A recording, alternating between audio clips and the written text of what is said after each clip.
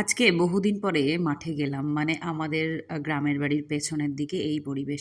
এই যে আমরা চারমূর্তি গেলাম, কিন্তু বীভৎস একটা কাণ্ড ঘটিয়েছি। আর আমার ননদ যেখানে থাকবে সেখানে কাণ্ড হবে না হয়?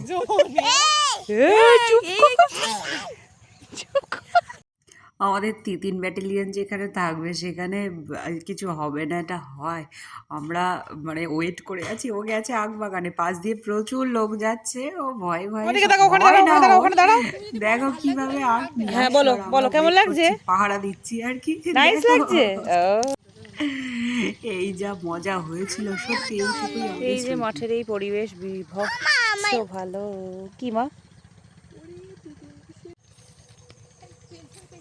জানি না পেয়েছে কিনা, আবার যাচ্ছে। এই যে জয় জয় জয় জয় মা, সাফল্য টাকা। তিন হে হে বল রে, বল রে মামা, বলো মাম। আগে যাক, আখ নিয়ে আমরা চলে এসেছি।